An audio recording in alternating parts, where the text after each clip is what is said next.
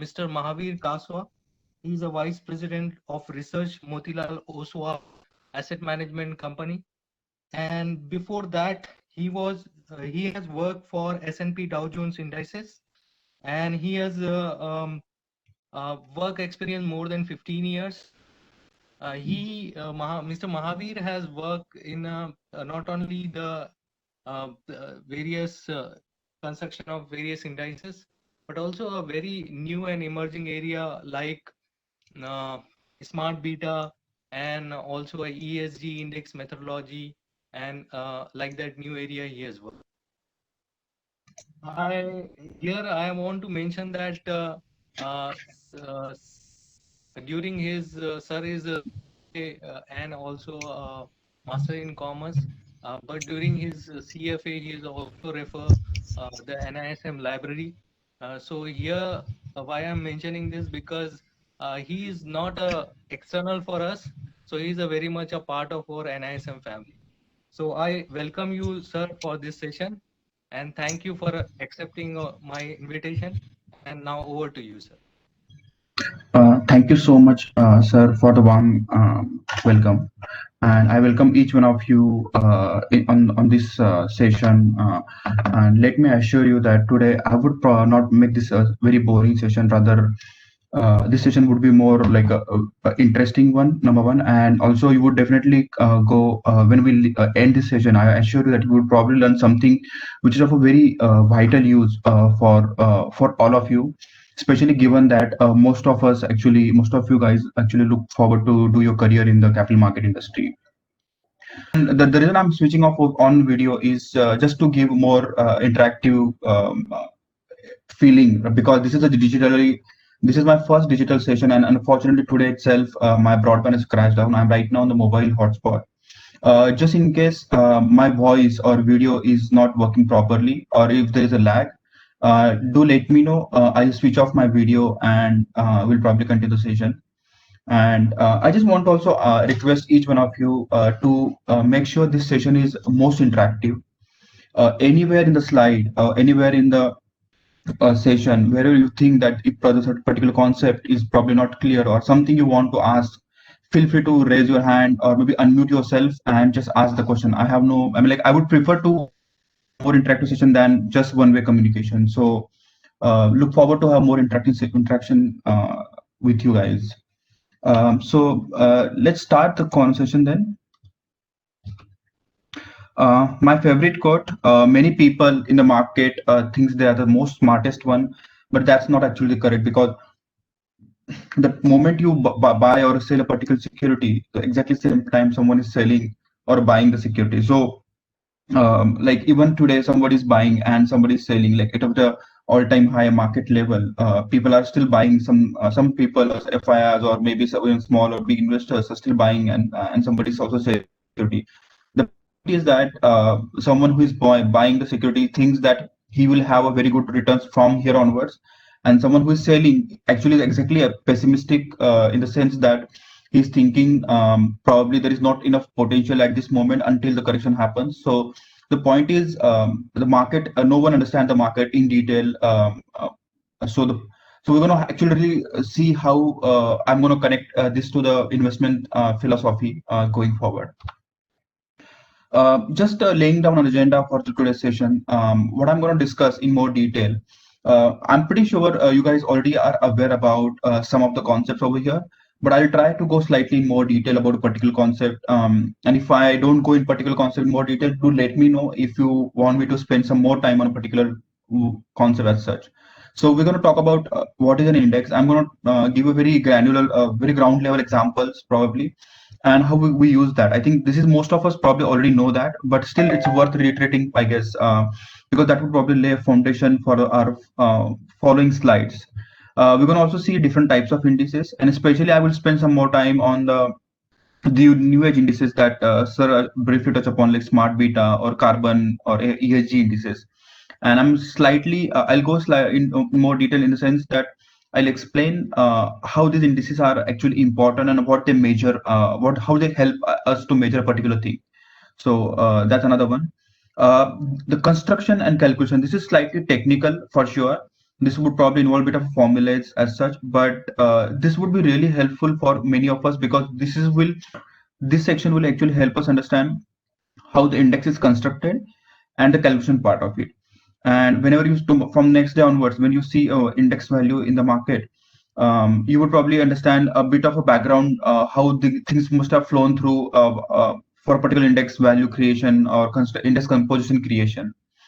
Then I'll actually touch upon one example of an index construction so that you guys also be like, I just don't want to do a technical or theoretical conversation, which is a construction calculation, but I also touch upon the construction of a Sensex. So this is a live index that we all are aware about. This has been live for almost last 35 to 40 years almost now. So this index, we will touch how the index is constructed, and maybe I'll also spend some time on Excel helping you understand the calculation part of it. This is something I definitely want you, when we end this session, I definitely want you to register in your mind for forever. In fact, you cannot afford to miss it. I mean, this is a very simple thing though.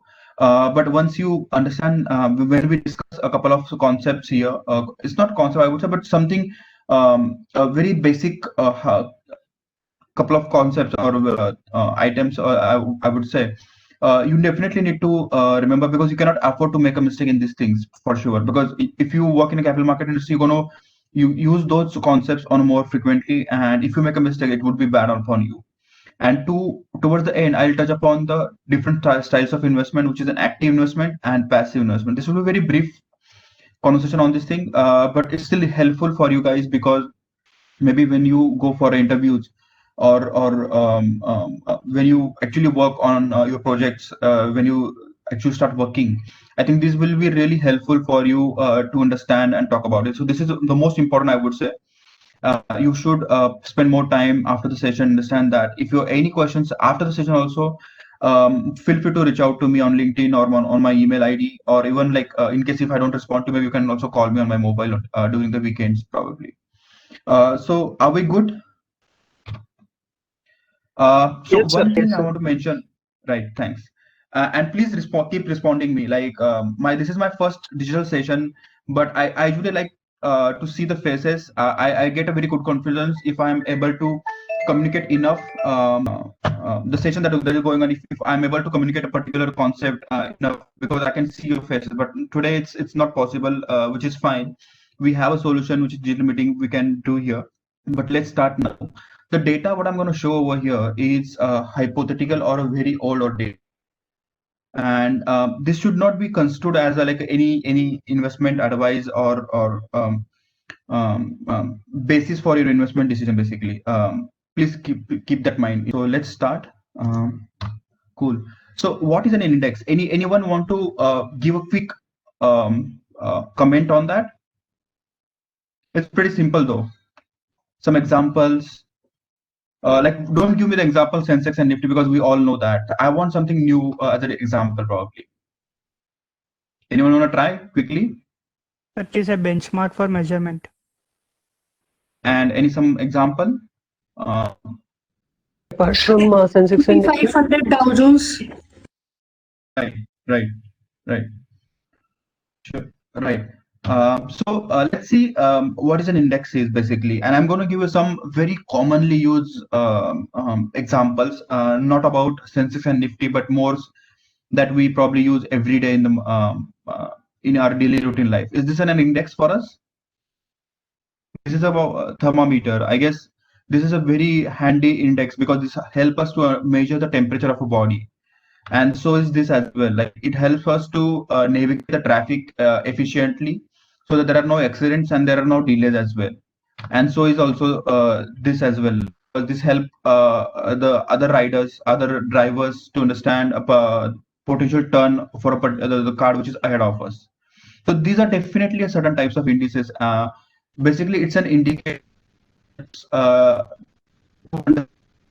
behavior of market context.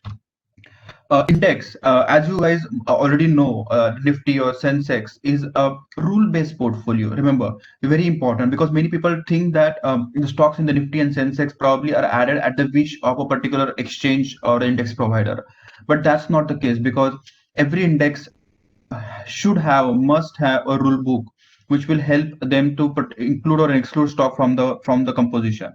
So index is a rule-based portfolio, and that represent a particular segment of the market. Now, for example, if I say BSE 500, BSE 500 represent Indian stock market because it cover about 95% of the entire universe of a BSE listed stock, or a Sensex that covers nearly 40 to 45% of the market universe, entire market universe. Now, you would probably imagine stocks. How could you say there are 5,000 stocks listed? How could it cover? But that's how the market skewed is. Top 30 stocks in terms of total market capitalization are about almost 40 to 45% of the entire listed universe. So that's how big these top 30 stocks are. We're going to discuss that in more detail as we move forward. But it, in our context, in capital market context, index is a very simple rule-based portfolio. Every stock that comes in and goes out index should qualify or disqualify a rule to be part or to be out of the index. So this has to be remembered. So whenever you let's say you're going to use particular index for your analysis purpose in your career, you need to also briefly touch upon the methodology to understand, is this index really suitable for my analysis purpose? That will really help you to use a right index for your analysis. So for example, let's say you guys are analyzing maybe banking stocks, and if you end up comparing your banking portfolio or banking stocks with a Nifty 50, I would say that's not fair comparison, because Nifty 50 actually is a diversified index, include numerous other sectors, and their other sector performance may not be exactly connected to the banking stocks. So what would I do?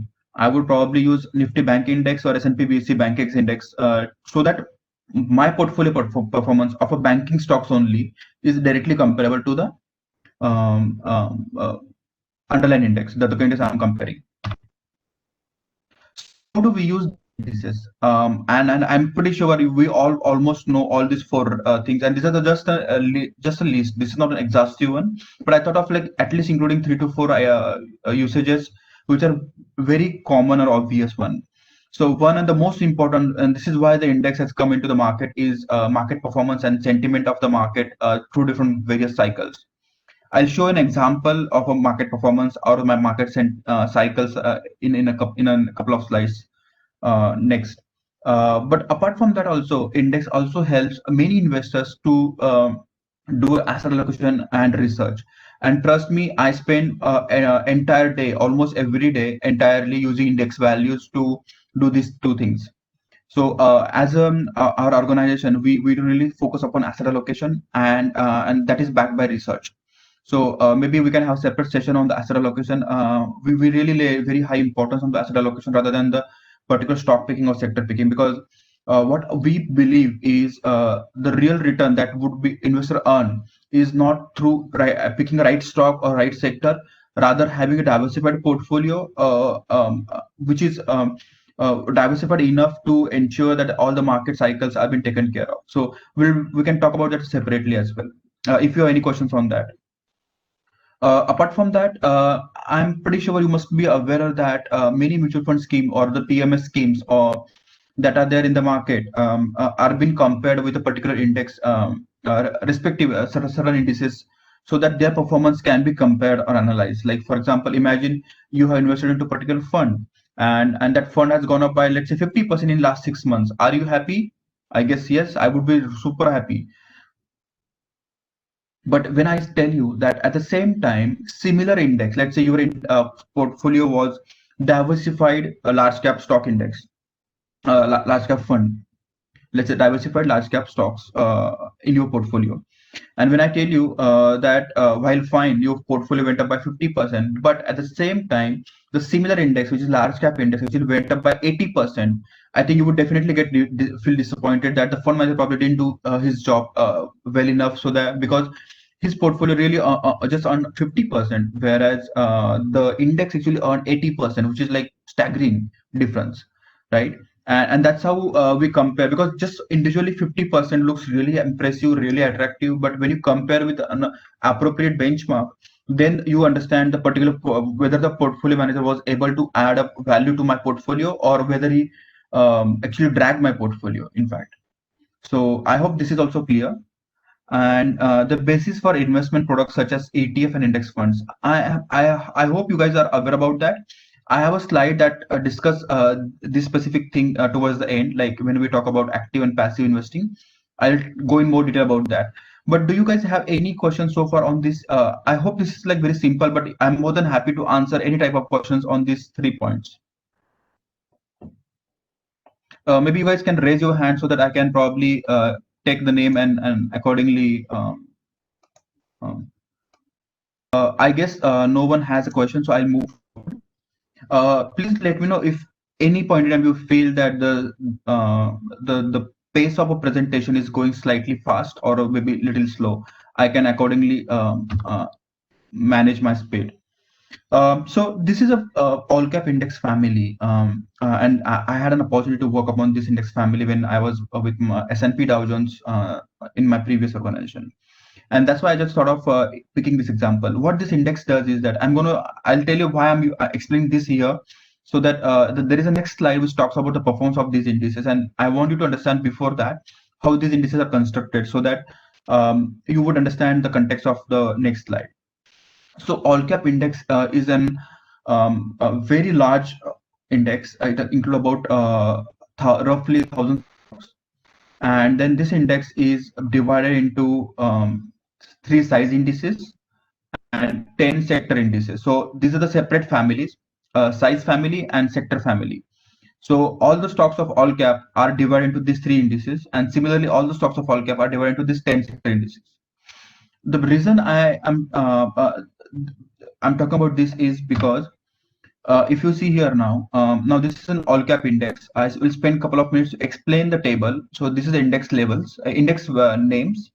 This is the index names, all index names, and this is the performance numbers for a different period of time. So 1 month from the today's data, hypothetically, not this is not the latest data. So let's say hypothetically, let's say this is as of end of today.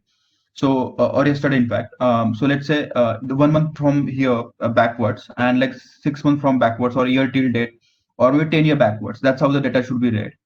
Now when I say, let's say the all cap index has gone up by, let's say, 243%, these are the absolute returns, not an annualized or CAGR. I kept it intentionally like this so that it's simpler to understand for all of us. So let's say if I tell you that all cap index has gone up by 243% in last 10 years, but if you would probably be happy with that, like almost to my index has gone up 250% approximately, which is a pretty decent job, I guess. But then if you have a question, okay, fine, this is good information, but let's say your manager asks you, like, can you help me getting in more detailed insights? For example, which size or which sector has gone up or down, which sector has dragged the index, which sector has pulled the index most.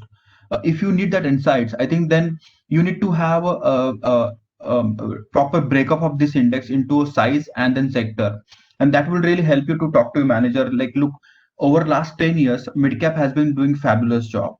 It has been the best performing index ever in the last 10 years, whereas large cap was average performing in the longer term, long to medium term, whereas in near term, if you see, the large cap is underperforming.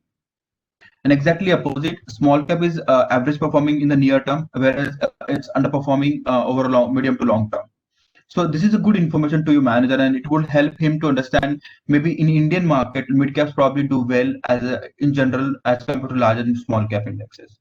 Similarly, if you tell your manager, okay, fine, this is a one set of information, but I have additional information for you, which is, for example, let's say if I tell you healthcare was the best performing sector over last 10 years, whereas in last 1 month, utilities and IT sector has done really well, for example, or maybe these utilities and telecom were the worst performing at the same time. Like, look, in the 1 month period, they are the best performing, whereas at the same time, in the 10-year period, they are the worst performing sectors.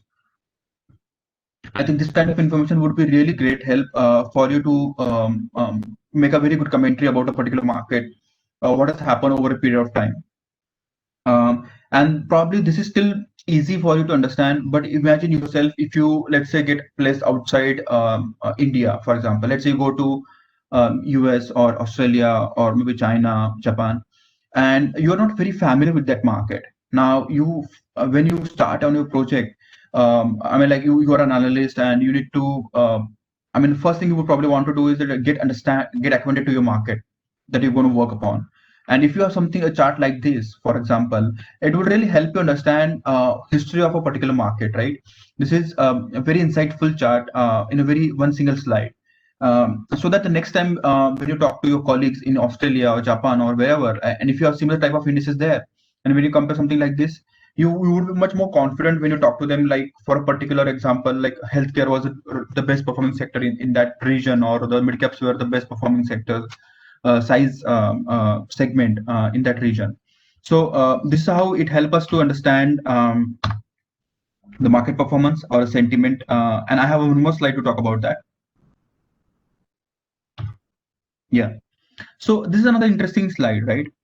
If you want to understand how the Japanese market or Chinese market, like, because the reason I'm taking other country name is because we are so used to track the market, and most of the Indian investors actually do have a lot of interest in tracking the market, even if they don't have a interest in pursuing career there. So we know that there was maybe like your parents who are, let's say, into pharmaceutical or maybe some other background, non-finance background, they would still know that there was a financial crisis. They would still know there was an IT crisis some point in time, and that's why I'm slightly avoiding Indian market at this moment. But let's say you go to an Australian market, for example, and you know like there was a huge rally or there were sharp falls. There are now these falls look really small, but this is a base effect because now you have 30,000 as a base, and when you see from 5,000 to 3,000, this is a quite a bit of fall, but we don't see because of a base. If you do a logarithmic chart over here, you would understand because they become in a consistent base actually. But these are also sharp falls, honestly. Like you know, see, like this is a sharp fall. Exactly similarly, probably these and this one would be a sharp fall similarly. But these are the different bull or bear rallies that we have seen, and this is a very old chart, by the way, because we don't see 2016 or 2020 as well. Like we would have had a COVID crisis over here as well, like which has had almost 37% drop in the index value markets basically. So I hope I am able to communicate enough to you guys. If you have any question, to let me know. Sure. This is a video. I think yes, please. So in the very previous slide, before this one, yeah, so there is always in the end there is TR. What does that TR represent? I appreciate your observation, and I have a couple of slides dedicated to talk about TR only. This TR is known for total return index. I would wait until, but I really appreciate like your observation for that. And you need to also remember that you would whenever you use index performance, you always use TR version. And I'll touch in detail. I'll also talk about how these indices are calculated. I'll also show you some difference, sort of difference between the normal index and the TR index. There are and this is one of the thing I have that in something to remember, something to worth remembering, right? This is one of the things that I have there. So I'm glad to you asked this question. Do you mind if I answer this question towards when that slide coming? Yes, sir, definitely. Thank you. Sir, Yes, one more thank you. question. Yeah. Sir, actually in this particular thing, whereas telecom sector and the utilities underperform, and whereas health sector or FMCG performed very well. So how do we interpret? When you are taking the decisions, will you go as per which sector is performing well, or so how do you use this data? Right. So I'll tell you. So it is very contextual. It's very subjective question that you ask for. Now, when you want to make any investment decision, you would definitely want to understand what has happened historically. Some people may say that because healthcare has done well, it would probably continue to do well in future as well. Some people will say that it's a law of averaging, that now because healthcare has done so well so far, it might probably underperform because law of average or law of averaging sort of thing. It might probably underperform for a period of time, and then once it correct, I will probably come back to the healthcare at that point in time, but not now. So this is all depend. But one thing for sure, for every investor, the prior index performance or prior strategy, let's say like you are investing in a particular strategy, then if you have backtested that strategy, the prior performance of that strategy gives you a lot more confidence in terms of whether taking a decision into that strategy or not to invest into that strategy. I would probably it is absolutely subjective comment, honestly. So I would not probably say that I would want to invest into healthcare also going forward. or I will not invest into healthcare going forward, because this also depend on a lot more additional information that you need to analyze before you take any investment decision. I hope it was helpful. I know it's not exact answers to the spot, but that's how it would be, because you need to have a lot more additional data points. You need to analyze. Now, when you do an analysis for a healthcare sector, maybe it will continue as well, doing well, but you need to have that reason for to believe that why it would do continue doing well. Or maybe you need to have reasons why it would not do well. Like, for example, it's a China competition or something else as well. Those things you need to have, and it's not like a just one line statement. It would be like a lot more detailed analysis of a particular sector or size to make a very good informed decision, which should turn out to be correct when you take an investment decision. Okay, sir. All right. Should I move forward? Cool. What I'll do, I'll share. This is let me try sharing. This is a very interesting. I like this video. This shows the old days of a BSc share market, stock market trading ring. Let me just let me know if you guys can hear the voice. Otherwise, okay, if you could hear the video audio. If you don't, then what I'll do, after the session, I'll email this PPT to maybe Supriya ma'am or maybe Miraj sir, and somebody can actually distribute it to entire student, all the students. So I'll just play this video. Just confirm if it is audible to you. No. No. So it's okay. Zoom has that setting, I guess, which allows you to share the audio of that thing, but that's okay. I mean, it's not contextual to the index as such, but I just, because when I saw this video, I really loved it, because I never had a opportunity to see something like this, how the trading used to happen in old days, like in 90s probably, I guess. I don't know what is the date of this video, but I really found it very interesting. You guys should watch as a fun element. There is no technical or no actual information into that step. So I'll move forward. Now, so since I talked about like index, how this can be used in our day-to-day life, what I'm going to talk about now is different types of indices, because when you start working, you won't just use all cap sort of index or Nifty 50 index in your career, but you would need to use a lot more different types of indices as well. And I'll show you what are different types of indices are there. So we talked about maybe all cap index, large mid cap, and we also talked about numerous sector indices sometime before. We saw the performance table, also the heat map. But let me talk about, like, for example, infrastructure index. Anyone want to give it a try? What this index do? Like, what is this index supposed to do? Maybe you guys can raise your hand, or maybe just unmute yourself, because not many people are talking about it right now. So there is. I think it's a collection of those companies which are into realty business. Okay, so realty is a separate business. Infrastructure is a separate business. Okay. But still, your perspective is correct. Yeah, exactly. So there are a lot of companies who are into infrastructure business, constructing dams, airports, roads, complex engineering works, and those are the companies which will form part of this index. And similarly, like manufacturing index, like basically it is an index which will not include service oriented companies basically. So only companies which are into manufacturing as such would be part of this index.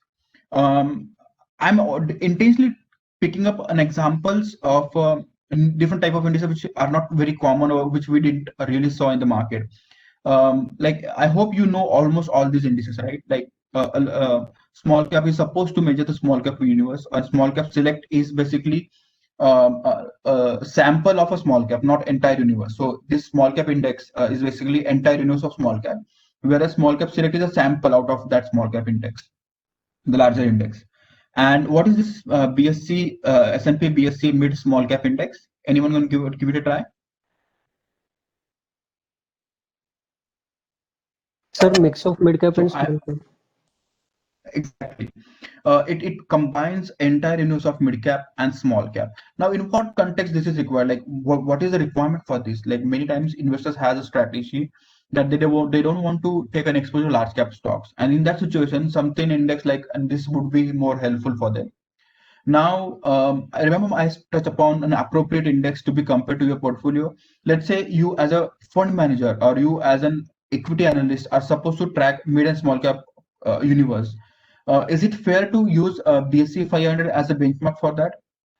I would say no, because BSE 500 constitute about 70% of the market capitalization of a BSE 500 is consumed by large cap. And when you have an index which is so overweight with large cap stock, it's unfair to compare it with mid and small cap portfolio. In that situation, you can probably use mid and small cap index, or maybe you have only small cap index or only small cap in your stocks to be compared. Then you may need to use this index. So using the appropriate benchmark is very important, and you guys need to really remember this thing. I think unfortunately I missed it out to add this an appropriate benchmark into something worth remembering. I would next time I would definitely add that. But right in benchmark is very important to remember because let's say, as I said, like there I have given a few examples already that it's unfair to compare. Like for example, it's comparing like maybe your performance like you're driving, let's say Maruti 800 and comparing it with let's say maybe Ferrari, for example, like staggering difference, right? They have different features, different capacities, and you cannot just compare simply a car because both of them are being car. You cannot compare a car with a car. A car with a certain feature should be compared to similar feature with another car. You can't just compare a SUV with maybe like a Tata Nano, for example. Just following on, this is another interesting concept. Anyone have an idea about this concept, Sharia, BSE 500 Sharia? Okay, so I'll just quickly touch upon that. So Sharia is a Muslim regulation which allows or permits them to invest into particular businesses, and it also disallows them to invest into particular businesses. Like for example, all the businesses that earn interest are actually not permitted by as per Sharia law, or businesses such as gambling, pork, and many other such businesses which are listed into Sharia law are excluded from in this index. And there is a Sharia body which governs the methodology of a Sharia stock analysis. So what it does is that they take the BSE 500 as a universe, and they screen all the stocks basis their business and the revenue model, and then certain businesses which are not permitted as per Sharia, they would exclude that. So for example, in Muslims or the Sharia law, the earning interest is not permitted. So almost entire banking universe or the most of the financial companies, almost 99% of the companies actually go out of the because their primary source of earning is interest earnings, but which is not permitted in Sharia. So you would find a Sharia index is very extremely underweight in the financials. Like very few companies, probably I don't even know, like maybe broking companies or something, maybe there, and within that also broking shouldn't really have a interest earning as a very high portion of a revenue. A very small portion of revenue is acceptable, but not beyond the threshold of that revenue. So that's another one. I think these are all the sectors or industry indices. By the name, you would probably understand that they represent a particular industry or the sector that they are into it. But what I really want to touch upon is some of these smart beta indices and this session as well. These are the new age indices. These indices are the most important. This will never die. But now with the invention of a lot more research and capability, people has done a lot more enhancement in terms of even in indexing thing, and they have launched a new type of indices. Like for example, low volatility index includes all the certain stocks, top 30 stock, top 50 stock, whatever the methodology defines, that is low volatile. Now the volatility is measured by standard deviation. Similarly, quality or enhanced value have a certain financial ratios as a prerequisite as a part of a methodology. Few ratios have been mentioned there, and basis which they select the stocks. So the stocks that are good into that particular ratio, financial ratio, are been selected in this index. So I'll touch upon now Carbonex and Greenex index. These are the sustainability type of indices. They primarily include or overweight stocks that are good into environmental practices. For example, now Greenex only those stocks that have very low greenhouse gas emissions. Now there can be an argument that in this, if you do that, then most likely you're going to have IT and the financials into your index. But no, that's not the case, because what we do is that when we include a stock, we compare a particular stock's greenhouse gas emissions within the sector itself. So for example, even if I'm looking at the oil and gas or energy as a universe, what I do is that I compare energy company with another energy company, and then I create a threshold for that, and then I decide whether I should include or not include that stock into my index.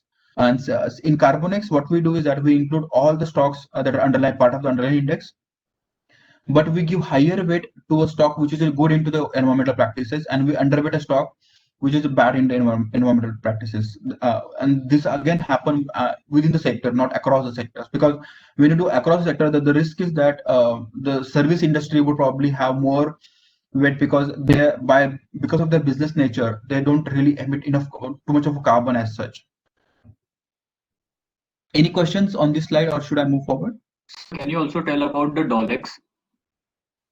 Dolex is nothing but dollar version of a like maybe this is $30. So Dolex 30 is a dollar version of Sensex, or Dolex 200 is a dollar version of BSE 200. Nothing else actually. Sir, is it right that stocks which are good in environmental practices perform better?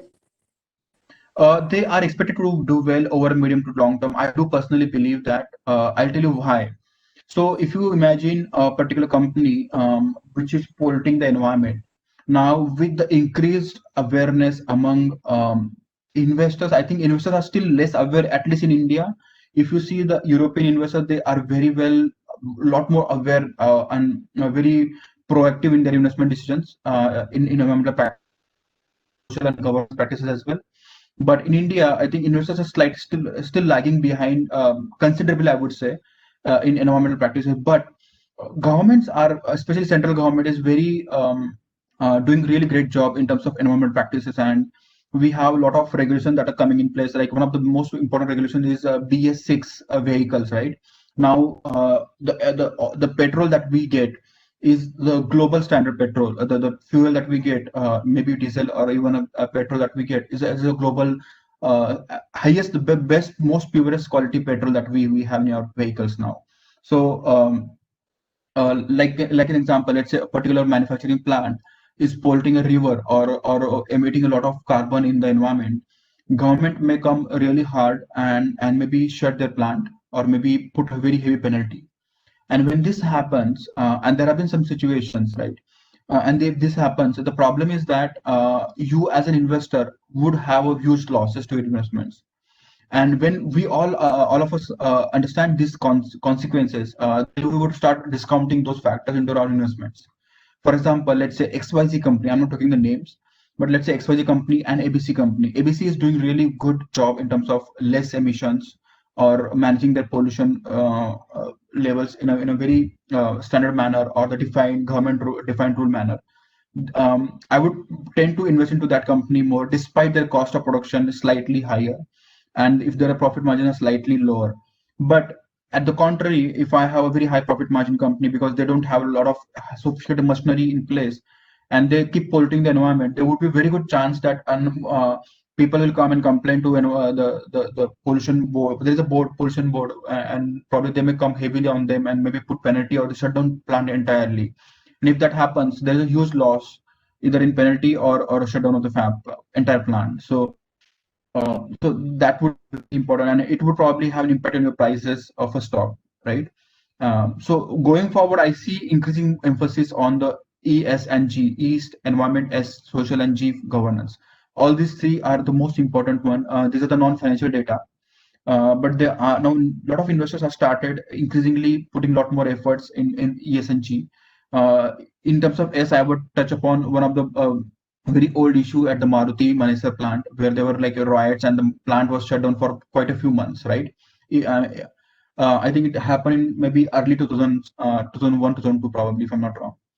And the plant was shut for a good amount of time. And Maruti Suzuki has experienced a lot of loss of business.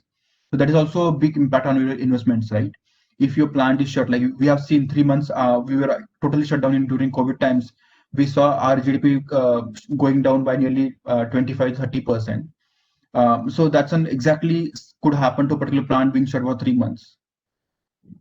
And governance, I think there are a lot of issues we have seen in last 5 to 6 years in terms of governance. There are so many banking and non-banking companies which has gone through a lot of trouble due to governance issues. So similar like equity indices, this is just an example again. There are many more indices that are there in the market. I just gave you one sample. So this is a BSE India bond index, and then there is a government bond and corporate bond index.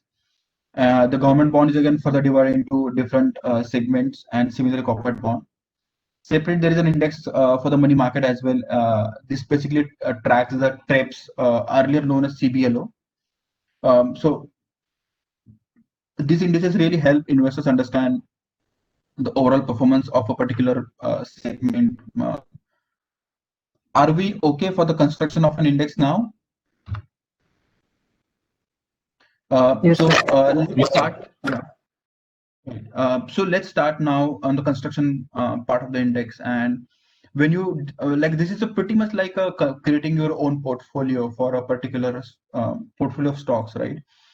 In your the only big difference, the big difference between this portfolio and that portfolio would be, number one, you are not investing your money into this, or no, in fact, not investing anybody's money into this one index portfolio, whereas there is an investment directly happening to that, and which is why you become more cautious in terms of identifying right stock, right sectors, and that there is a lot more subjectivity in your portfolio. Whereas in index portfolio, as I mentioned earlier, it must be a rule-based portfolio.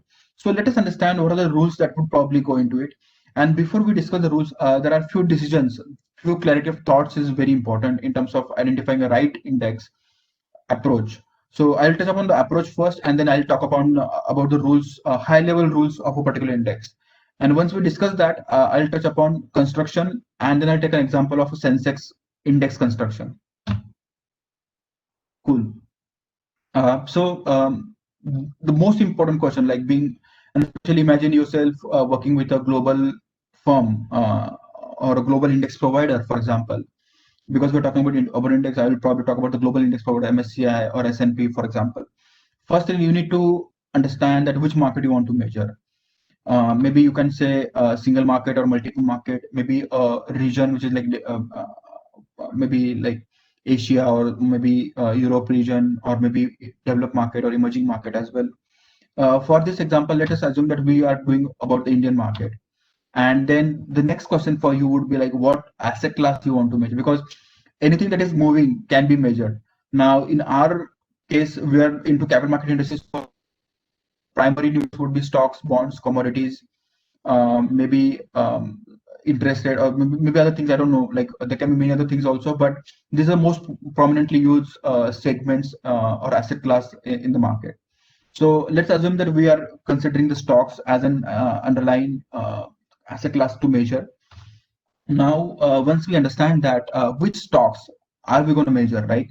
Now it can be entire universe, which is India market in general, or maybe large cap or mid cap, or a sector, particular sector, or maybe a style or smart beta sort of thing, like low volatility quality, or maybe there can be numerous things. So let's assume that we want to measure primarily a broader market index. We want to create a broader market index, which is maybe like a Sensex sort of an example, for example. And then so this is good enough for us to identify the universe for us, because we understand India market stocks, and within that broad market stocks basically. Now this is good enough for us to identify right universe for our analysis, or because then based on the analysis we will identify right stocks for us. Now another decision making point which is still pending is weighing a particular stock in the index. Now, generally, when we started indexing with the price weighted methodology. Like even today, Dow Jones is a price weighted index, but that was fine that point in time, and Dow price weighted index is not relevant anymore. In fact, it has a lot of flaws which we learned over a period, and we kept changing our index weighing methodology. From price weighted to we moved to total market cap weighted. Now, I'm pretty sure you all understand that what is total market cap weighted. Essentially, total market. Anyone gonna give it a try? Total market cap.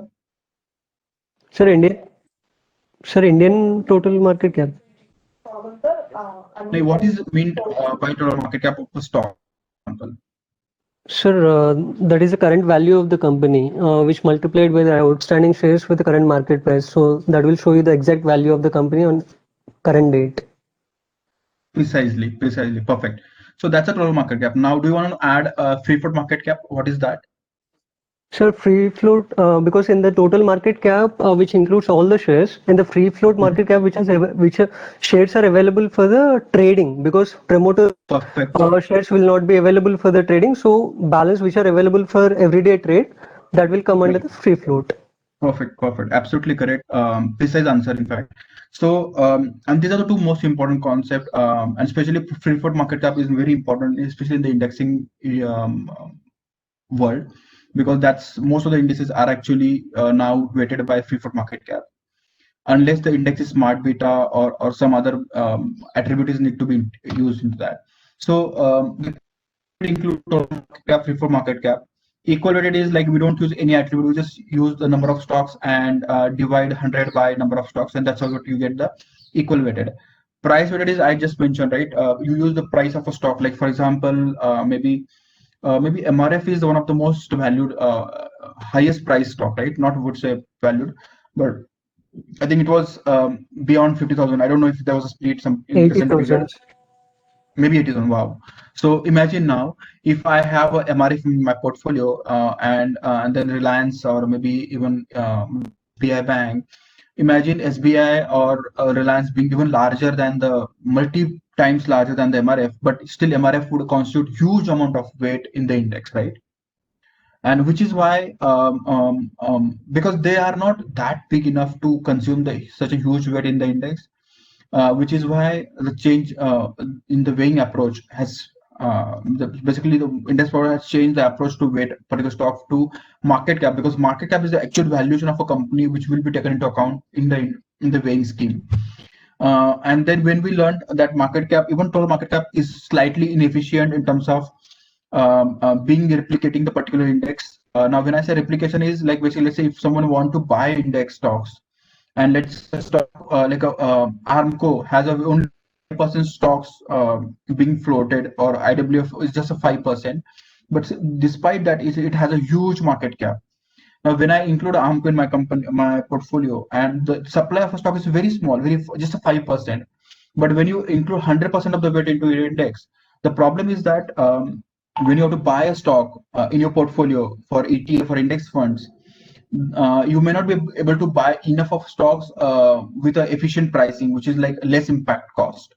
So then there was another layer that has come in, which is the IWF factor, and then because of which now free float market cap has been used to weight a stock in the index. I hope I was able to clarify a bit difference between the reason of moving from total market cap to free float market cap. Any questions on this specifically? So can you please repeat this point? Right. So imagine a very large company in terms of market capitalization. When I say market cap, it's a total market cap. Very large company, and has issued just 1% of the shares of its issued capital. Now, in India, it may not happen because SEBI has certain regulations in terms of the minimum float that should be issued at the time of IPO. But hypothetically, let's say this has come very recently, like maybe a few years before. But before that, this rule was not there. But let's say a very large company come out with an IPO, and it just issue just 1% of the shares. Now, as an index fund manager or ETF, when you end up buying that stock, you would have a very small supply of stocks because just 1% has been issued. Remember, 99% has been held by promoter, which means they are not available for the trading. So just with 1% of the stocks, there would be higher impact when you buy stocks in a higher weight. Because imagine now, unfortunately, I don't have an example over here. I would have had a whiteboard and probably I would have shown there. But the problem is that you weight a particular stock with, let's say, maybe 1 lakh crore as a market capitalization. And at the same time, you just have a 10,000 as a market cap to purchase that stocks. Now, there are a lot of investors who has already bought those stocks and they don't want to sell that point in time. A normal investor like you and me. And these investors are part of free float, 10,000 crores. Now, you as an investor, a fund manager of a passive fund, maybe ETF or index fund, you go to the market to buy additional stocks because you got a subscription to your fund. When you buy those stocks, would be an impact because the supply is very small and there is a continuous demand for that stock. So unless the supply goes up, you would have a high impact on your price when you buy those stocks. And which is why now free float methodology come into place. Now what will happen when I calculate a weight of a particular stock, I'll show you weight calculation some point in time. I have actual exact slide that shows. Maybe let me. So when I calculate the free float market cap, it's basically shares outstanding, IWF, and the price, closing price, shares, and IWF, and this is how I get the free float market cap. But imagine a stock with a very small free float factor, let's say just 1% here, would have a very low weight, because when I multiply just 0.1% here, I will get a very small portion of that stock's free float market cap here, and accordingly my weight will be very small here. If this is not been taken into account, the weight of a particular stock will be really high. Is it visible? I mean, like, are you able to connect with me on this thing? 1 minute, let me try something here. I hope is my Excel visible? Yes, sir. It's visible. Yes. Okay. Okay. When I make this as a 1, taking into account the free float market cap at all now, right? When I use entire shares as or maybe like, let me do one thing. Is it visible now? Yes, sir. Yes, sir. Now it's visible, sir. Perfect. So imagine here. Now, basically what I have done is, this is a company name, number of shares issued, price, and IWF is not taken into account right now. And this is not a free float market cap. This is not a float market. This is actual market cap. You just visualize yourself like that. This is full market cap, and now this is how you calculate the weight. Now with this company, you end up having such a huge portion in your index. This is a bit hypothetical, and this is the most rarest situation. But still, I want to show you very impactful example so that you understand the concept, and the concept would remain as is till the number of stocks, the number of weight, whatever the weight is. So this is how you would probably weight that stock in the index. But now imagine, now when I change my methodology to free float market cap, free float, F stands for free.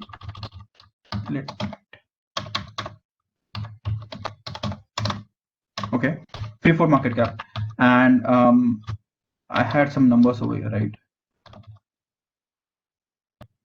And I multiply this as well now. Now, when I say 1 as a free float factor, which means entire shares are actually with public, no locked in, no promoter. There are some companies like that, like for example, ICICI Bank, or there are some companies which has a free float factor of 1. So imagine, look at here now. So let's say this company had only 1% issuance. Their ideal weight would have been 15%, but with total market cap, for so this is the same index basically, and now you are weighting one index by total market cap, another index by free float market cap. Now this is just a 5-stock index. Generally there are no such indices there, and it's not encouraged to have something like this. But still, what I want to bring to your attention is that with the total market cap, you end up having very high weight for a company which has a very small float. And the problem is that a number of shares I can purchase would be really small, and there are already investors who just bought that shares, and they probably may not want to sell at this point in time. That point, if other people want to buy, there would be huge impact. And let's say if I have a very large portfolio fund house, like an index fund, very large index fund, and if I have to buy 88% of my total AUM for this stock, it would have a very high impact on my price when I buy that, or the liquidity will be very high. Illiquidity will be a big problem for me. So the concept of free float came in, because now it only take into account the shares that are freely available to the investors.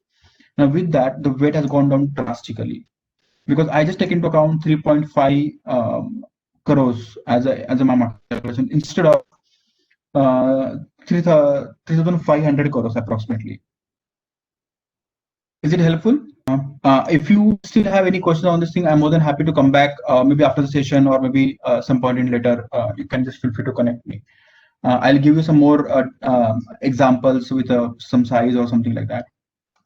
Yeah. So cap weighted, equal weighted, we understand. Price weighted also. Attribute weighted is another interesting one, especially this has come in the ESG and smart beta indices, where not just market capitalization, but another attribute. For example, when you do a low volatility index, what you do is that you want, in order to get more essence of a low volatility, you weight the stocks using the standard deviation of a particular stock in the index. So a stock that has a lower volatility, inverse of standard deviation. So stock which has a lower volatility would have a higher weight in the index. The idea is to have a more impactful low volatility index than just so there are two ways you can do low volatility index. One is just select the stocks by low volatility or standard deviation and then weight them in by the free float market cap. Another way is that you select the stocks by their standard deviation. The lower the standard deviation, better it is, and then also weight the stocks basis the inverse of standard deviation, so that the stocks that are actually genuinely low volatile will also have higher weight in the index.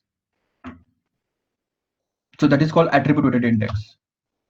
Now this is fine, like these are the decision points which we're supposed to do, but now actual stock selection has to happen, and this is the stock selection rules, probably I would say, that high level rules that goes into a particular index construction. So one of the important is listing history. Like any index that select the stocks, you generally want to have a seasoned stock in the index. Now, when I say seasoned stock, it's like at least 3 to 6 months has been spent in the market after the IPO. And this is why, because many times what happen, an IPO stock may be very highly volatile, may not be trading at the market determined price. Like many times the IPO price are different than the market price. Particular IPO may come up with certain price and it may sell through, but market may think something else about the stock, maybe higher or lower, and that is not there at the time of the listing of a stock, or maybe few days after the listing of the stock. That's why you want to let that stock to settle down with its price, and then you include that stock into your index, rather than just immediately including that stock in the index. So listing is important. Market capitalization, larger the stocks, better it is, because that's how you would have a maximum coverage of underlying universe. Now imagine you're creating an index for banking stocks. So when you include a larger company into your banking stocks in your portfolio, you would have, with a limited number of stocks, you will have larger coverage. Like Sensex, just top 30 stocks constitute 45%. If you don't include top 30 stocks, and if you include somewhere between 70 and 100, you would have a still 30 stock index. The problem is that it doesn't cover or represent the entire market, a good larger portion of the market, and which is why larger the market cap, better it is. However, just larger the market cap is not enough now, because now index funds or passive investing or ETF investing has picked up drastically globally as well as in India. So another element of a liquidity is very important, and which has been measured by value traded or trading frequency also, like which is not mentioned here, but trading frequency and value traded is also another important aspect. So liquidity, market cap, listing history, key ones. Track record is a soft rule. Doesn't come into the this thing so often, but a company which has had some proven history of irregular practices or malpractices may not probably form part of the index. Like Satyam, when it was identified that confirmed by the Ramalinga Raju that he has made some frauds, it was dropped with immediate effect from the indices, all the indices. Sectoral balance is also important, or maybe the sector criteria also comes into play for sectoral indices, because then you have an ability to drop other sectors and include only energy stocks, banking stocks, automobile stocks in your index. So sector criteria comes in there, and these fundamental factors can be soft for a broader based indices like Sensex or other indices. It's a soft rule. Like you can say, like companies which has a revenue from its intended purpose will be part of the index. When I say that, what I mean is that there was a time when Reliance Power IPO had happened. There was a certain period of time Reliance Power had a reported revenue from interest earnings. They were not doing their business, the business that they were supposed to be into. When they promised IPO, they were supposed to be into power generation distribution business. But for a certain period of time, after were not doing anything but earning interest on the IPO money. So that can be a criteria.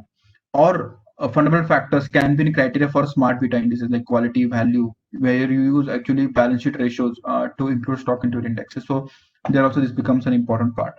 So I hope you had understood decision making and stock selection criteria. Any question on either of the slide, feel free to ask me, because this is I mean, I don't to really consider the index after this session, but at least if you read a particular index methodology, if you understand how these things must have flowed through there, it's nice to have something like that. So any questions? Sir, can you please repeat like the both slide in short, sir? Sure. So making, what we do is that first we're supposed to identify the market that we want to target.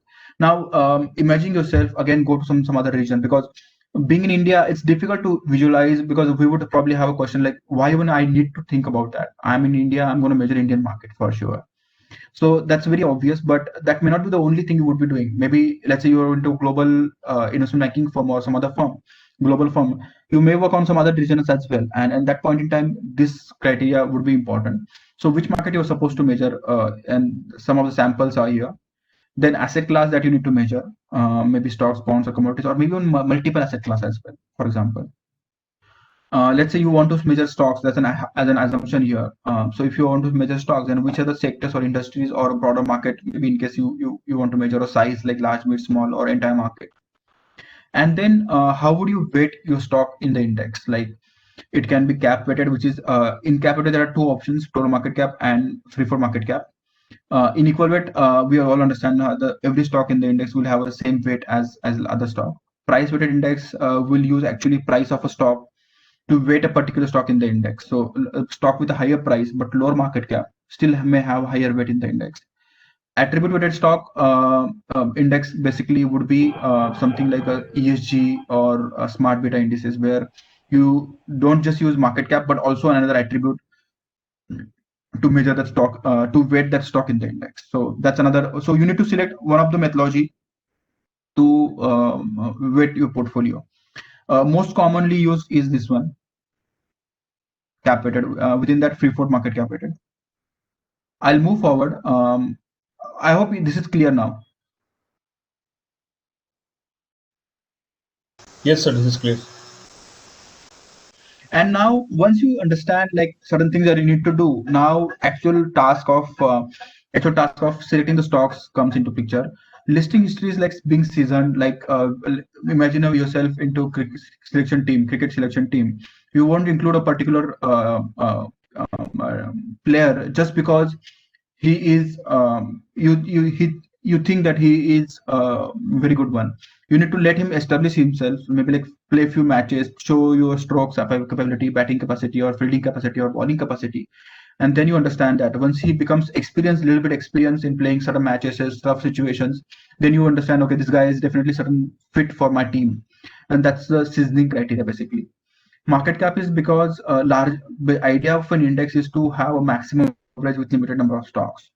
You can't create an index with entire universe. You can create, but that index would be only benchmark index. So when you want to create investable index, which means some index fund or ETF will be launched on that, you want to limit your number of stocks, but have a larger coverage of a particular universe.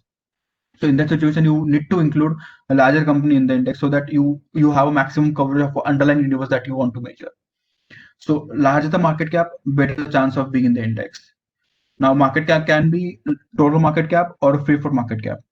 Generally, nowadays, free float market cap has been used to select the stocks in the index, and so is the weighing also with the free float market cap, because that's the most relevant, most accessible market cap. Like, we don't have access to the promoter holding, so why do we want to consider into our calculations? Essentially, that's the thought. Then value traded is a liquidity, because if a stock is not tradable enough, there will be impact on the price. Liquidity issues would be there.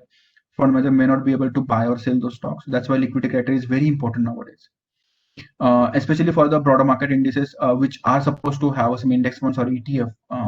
Then those indices definitely need to have this criteria. Track record is a softer thing. One, like for example, when you include a particular player in your team, if he has some conduct issues like behavior or a fight with the other players, you might want to think twice before you include that player into your team, because that will spoil the environment at all. I mean, that's about cricket spoiling environment, but that doesn't happen with the stock market. But still, having someone a rotten stock, or maybe stock which has had a bad reputation, proven reputation by the way, because you can't just include basis your feeling कि नहीं मुझे लगता है stock खराब है तो मैं इसको include नहीं करूँगा, then you may be at a problem, because you need to either prove that or maybe then include that stock in the index. So something which is proven legally, you would definitely want to avoid those stocks into your index. Sector criteria becomes very important, especially for the sectoral indices, because that gives you an ability to include only those sector into your universe or stock selection process. Like when you do automobile index, you would want to only include stocks that are labeled as an automobile sector or industry or sub industry. and then which helps you to drop all entirely other universe like energy, pharmaceuticals, utility, telecom. Everything goes away because then your portfolio become really concentrated one. And then out of which you select larger company and low liquid company. Fundamental factors have been used in the smart beta indices, where like price to earnings, price to book, dividend yield, or return on equity, accrual ratio, leverage. These are some of the ratio that have been used as a fundamental factor. This is also a softer one for Sensex, BSE 100. Maybe I'm just giving an example. This may not be actually there, but as a soft criteria can be there, which means it can say that a company which earns its revenue, reported revenue, from the designated or preset sources only. What do I mean by that is basically, let's say I gave an example of Reliance Power. That was a known example. That was a debated example, and that's why I can take the name. Reliance Power, when it IPO'd, Power being power generation and distribution company, they were supposed to do that, but for a certain few months or many months, they were just earning the interest out of it, and which has actually had an issue in the market. Like people were talking about that, how could this happen? A company is reporting only interest earning for a few months, and you cannot probably have that stock in it just because it has a huge pile of cash and earning interest out of it. That's not a business. That's not a that's like something just getting money and sitting on the interest earnings. Doesn't make sense. That's not a business or should be part of your portfolio. Because such stocks would not have a growth potential unless they actually go into their actual intended business. So I hope it is clear now. Yes, sir. Thank you. Feel free to ask questions. I like interact more questions, so not about it. So remember, I think Gaurav, somebody mentioned about TR thing, right? I forgot the name, but now I'm going to touch upon the difference. What is that TR is, and what is the other version? Also, I mentioned that point in time. So Okay, there sir. are two types of indices. There are two types of indices. At least when I talk about equity version, certainly there are two types of indices, which is normal index, also known as price return index. Now, Sensex around 44,000 is a price return index, or Nifty at a 12,000 or 13,000 is a index, which we all know. What the price return index do? Anyone want to comment? What is the price return index and what they do? What it measures?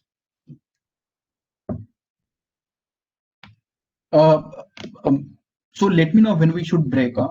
I might probably just may not just even notice the time. So there may be some time. Maybe in 15 minutes we can break if you want, or maybe we can continue. Either way is fine. 11:30, sir, we can break. Okay, sir. Sure, sir. So anyone want to quickly comment what it measures? So I mean, it's okay. I guess it's slightly technical. No one probably understand. Spend some time on that. So price return index, which we talk like Sensex 44,000 or Nifty 13,000 approximately, just measure the capital gain. Now, what is capital gain? This is definitely we all know. It's a long-term gain, which is more than 1 year, which we hold. Yeah, I mean that's a long-term capital gain. Capital gain is basically change in price. Capital It can be negative appreciation. capital gain or positive capital gain, right? Capital appreciation. Exactly. So change in price essentially. The reason I use capital gains is not technical word. It's slightly more layman. I intend to have a layman word. That's why I use, because this is a technical word. Price returns index, but this is something I wanted to connect it to the only price behavior, and that's why I use this word. Now there is another version, total returns index, TR index. Remember, so whenever you see TR affixed to a particular index, means it measures not just capital gain but also cash dividends. And why it is so cash dividend? Anyone want to comment on that? Anyone can think larger? Why, when I get a price return index which measures the capital gain, why should I include a cash dividend into my calculations? Is it important? Why it is important? Sir, because investor will be getting that directly into his account as a in cash. So that is also a return out of his investment. So that's why we have to either whether he can reinvest that dividend, also he can use it for his personal purpose, but he's getting that return out of that stock. Exactly. You're spot on the answer. So basically, price return index just measure capital gains, but as an investor, you just don't earn capital gains, but also small portion, but important portion of a dividends. And you also touch upon the reinvestment, which is very important because in total return index, it is assumed that you reinvest the entire dividend to your index. So when you earn dividend, you invest into an index and it will again start earning capital gains on that. So that's how both the indices are. Now let me go into slightly formula, the technical formula that we use when we calculate the index values. So index value is equal to summation of price of a stock into number of shares into IWF, which is a free float factor. We all know free float factor. I think in fact Mirasol touch upon that sometime before. What is the free float factor or IWF factor? So basically individual stock price into shares into IWF and entire summation of overall portfolio of, let's say, 30 stocks, for example, that becomes index market cap. Now, when I talk about this entire formula from the summation sign to IWF, this becomes index market capitalization. Now, let's say if you use only total market cap, then you will drop this function. You will have only this much formula, total market capitalization, and divided by divisor. Now, divisor is a technical concept, entirely technical concept, mostly connected to the index calculations. Any idea on the divisor, what it is? Number of shares maybe in the index. Not really. If I can tell you, divisor is initial market capitalization. When I say initial market cap, which means original, this first day market cap of an index when it was started, adjusted for the corporate action. Now I'll explain you. I have an Excel illustration to explain you what I mean by that. Are any questions on this thing so far? Like, I mean, I'm going to touch upon Excel any which way, but any questions on this? Sir, how do they decide weightage, sir? Which stock should be given how much percentage? Yes, that's a good question, and I have a next slide for that here. I'll talk about that immediately. Next slide after this slide. Okay. So let me first quickly take you through. This is the most important one. Total return is fine, I guess, but I want to at least go in more detail about this function. And for which what I did is actually I created an Excel example for that. Just reconfirming again, my Excel and my cursor movements are visible. Yes, visible. Cool. Let us assume that we are starting our first index. We created all those stock selection. We made all decision makings first, and then we did also stock selection. And we have our portfolio of 30 stocks, hypothetically 30 stocks, and it can be anything. So don't think the Sensex, but it can be anything like 30 stock index of any market, what you like. Now we have to make one assumption. Assumption is an index base value, like the value from where you want to start your index value to start counting, right? Like there is an NAV. NAV generally starts from the 10 as a value. So is an index value that it can be 1,000, 10,000, your birth year, your lucky number. It can be anything.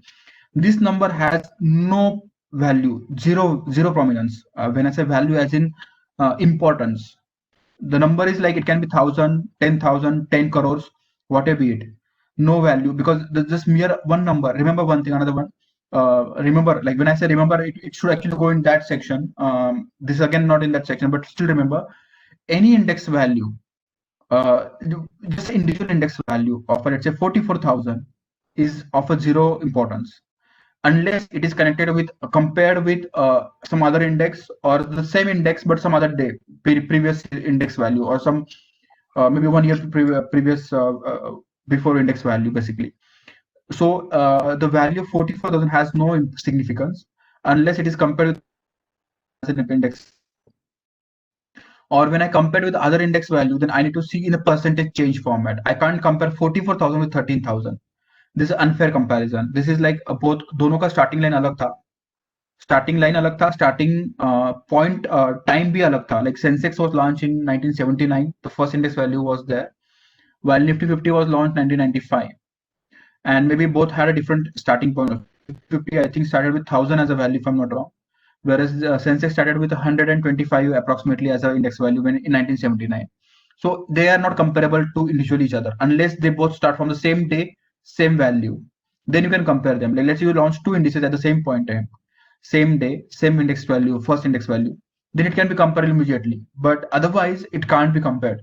So generally, index value is a cumulative number of a historical performance. But let me come back to the our slide, which is index calculations and especially price driven index calculation. So this is what we just saw in the presentation. Your price into shares into IWF becomes your index market capitalization, and that's what we're going to see now. Divided by divisor.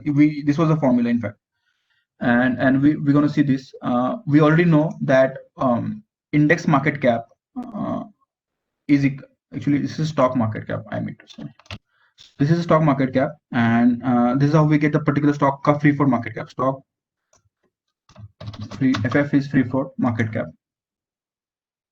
Okay, and this is an assumption. This has no significance unless compared with some other day. So let's come here back again. So we assume that 100 is our starting index value, and 31st December is my first day, 0 day. In fact, 0 day. This is a 0 day. The first index value will be here. So and when I sum my entire universe, जो मेरा 30 stocks का universe था, जो मैंने select किया, for example, this is an entire universe of 30 stocks, and उसका अगर crores आता है मेरा 10 crores समझ लेना. Imagine this is a crore. Okay, so assume it's a 10,000 crores. So what would I do is that I remember I told you initial market capitalization. Divisor is an initial market capitalization, but now this doesn't look like an initial market because this is index market cap of a 0 day is equal to divisor because दोनों एक ही है. मैंने initial बोला था आपको, the first one is exactly same, but this is adjusted for the index value, index base value. So instead of multiplying index base value every time here, what I do is that so it can be another formula can be written as index market cap divided by divisor into index base value. But why do we want to do additional calculation every time? So what I did actually, index base value को मैंने divisor में adjust कर लिया.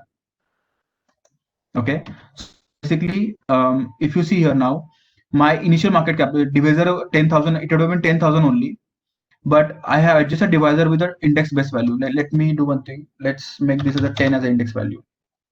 So the divisor become 10,000, 1,000 now. Okay. So I go back again 200. Now, first is very easy because we know, right? Index market cap divided by divisor is my index value. That's what it is. Because this is a 0 day, there is no return here. And now NDO stands for next day open. So whenever I calculate my index, I calculate for today and I create a next day open values for myself. So when before market open, this will be my market cap and this will be divisor.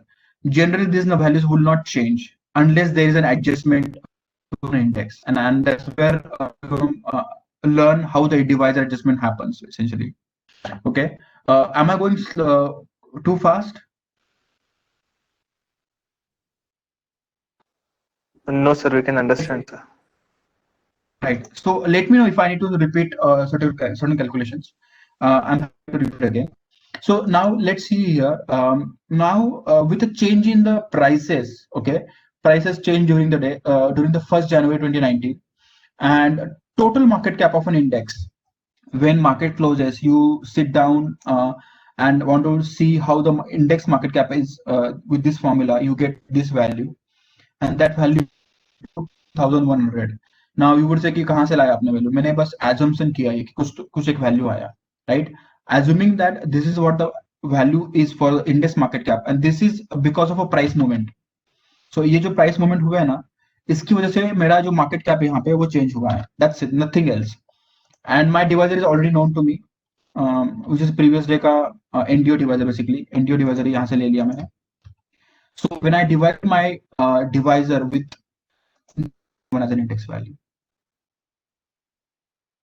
essentially हमें रोज क्या करना पड़ता है, बस index का जो 30 stocks होते हैं ना, we just need to sum them up, their market capitalization, free float market capitalization, and use these columns, and then you get you divide that data with a divisor that is there in the market and value, and that's how you identify the percentage changes. Like today's index value divided by previous index value essentially.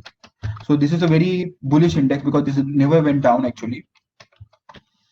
One side up only. Okay, first in down market movement. Anyway, this was an assumption data, so which is fine. Now, so up to this date, we are all fine, I guess. It's very easy now, right? We just identify day end ka closing market cap and just add it over here. We use the same divisor every day. Divisor is not changing because it's an initial market capitalization. We're not changing divisor. And accordingly, we're getting the index value. So our index is changing accordingly day by day. It can go up or down anytime. So for example, let's say if I make an assumption here now, index value has gone down, for example, let's say 11,500. Because market cap, this is a derived value. We get this value from the table that I showed you, right? Basis the change in the prices, you get the change in the market cap, free from market cap, and accordingly index market cap changes. This 24 point something is will keep changing. So coming back here, so this is a derived value from the portfolio, and you sum that up, and that's how you get the index market cap. Until this day, this is fine, I guess, all these days.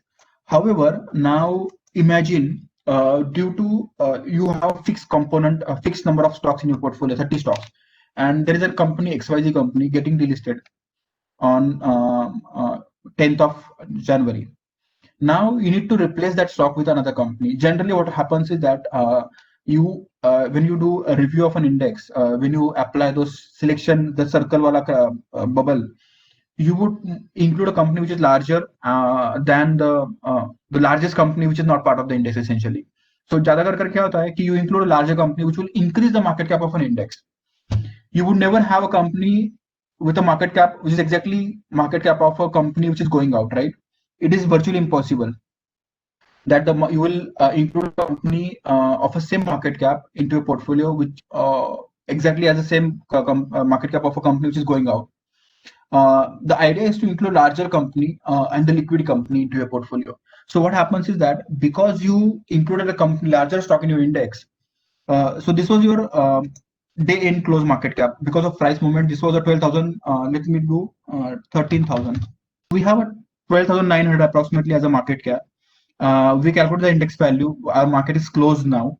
What we do is that after the market is closed, because on this day, this was the last day of the particular company getting delisted. So this was the last day for that company. So we can retain that company till that day. But on the day of the last day, we need to replace it with the new stocks. The new stock that we added caused our market cap to slightly go up. So which means from 13,000 it will become 15,000 now.